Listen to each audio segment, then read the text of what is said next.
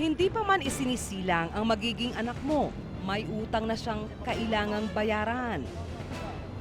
5.79 trillion pesos kasi ang utang ng gobyerno sa loob at labas ng bansa. Katumbas nito ay 64,000 pesos na utang kada Pilipino.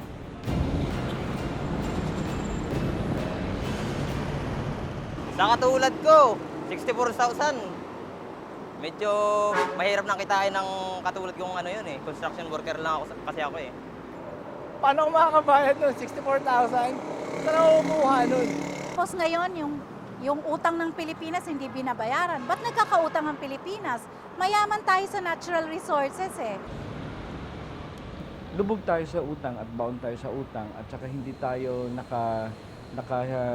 wala sa vicious cycle ng pagbabayad ng utang, pagbabayad ng interest, pagbabawas ng allocation sa national budget para pambayad ng utang dahil meron tayong tinatawag na automatic debt servicing law.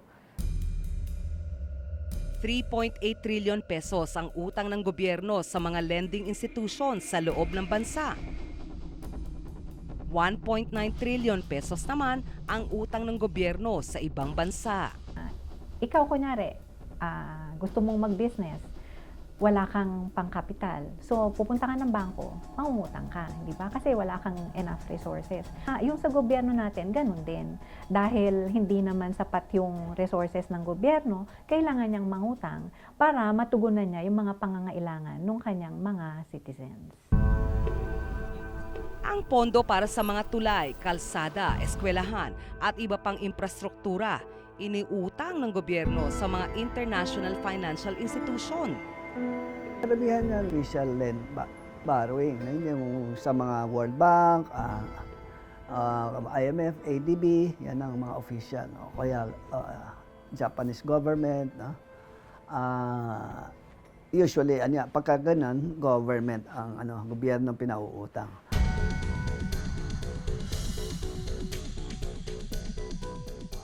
Nangutang ang gobyerno pagkatapos manalasa ang bagyong Yolanda noong 2013 para ito sa rehabilitasyon ng mga apektadong lugar. Ang daming nasira.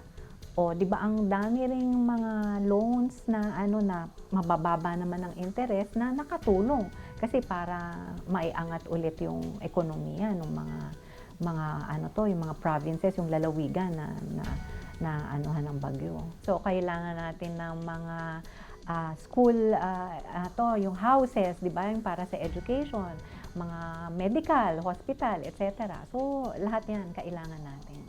So, part yan ng project ng gobyerno. Even yung ating mga airports. Ayon sa BSP, kadalasan ay tumatagal na 17 taon ang pagbabayad ng gobyerno sa mga inuutang nito. Ang utang na ito, papasanin pa rin ng mga mamamayan.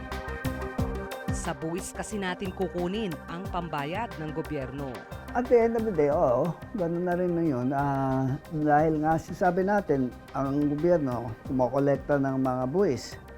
Yung buwis niyan, igagasta naman ng gobyerno sa mga infrastruktura o other government services. Kung masinop lang ang pamamahala sa pera ng bayan, ay posible hindi na natin kailangan mangutang. Likas na raw sa mga Pilipino ang kawalan ng disiplina pagdating sa paghawak ng pera. Yung mga iba na tao talaga nahihirapan sa paghawak ng pera dahil nga sa sobrang kahirapan ng buhay. Pag nakatikim ng konting kita, gusto naman matikman naman yung konting sarap ng buhay. So minsan, talagang sumusubok na gumastos. Pero minsan, sumusobra ba? Hindi pa nasa sa tamang panahon, gusto na makatikim pa ng mas maganda. Sa katunayan, 2 lang sa bawat 10 pamilya sa Pilipinas ang may naitatabing pera sa bangko. Ayon ito sa Bangko Sentral ng Pilipinas. Kaya naman narito ang ilang paraan para maiwasan nakapusin sa pera. Sa tuwing may papasok na pera, ugaliin ang magtabi. 20% ang dapat na inilalaan sa savings. Ibig sabihin, sa 100 piso, dapat ay 20 pesos ang mapunta sa ipon. Mas mabuti kung idideposito ito sa bangko. ugaliing magkaroon ng emergency fund. Malaki ang maitutulong nito kapag nagipit sa pera.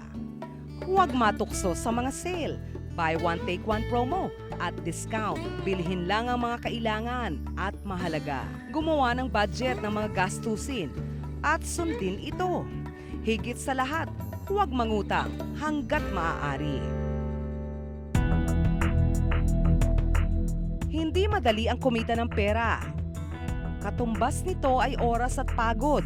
Kaya mahalaga na ingatan at pag-isipan ang paggasta ng bawat sentimo na ating pinaghirapan, maging masinop sa paghawak ng pera para hindi dumating sa puntong kailangan pang lumapit sa iba para mangutang.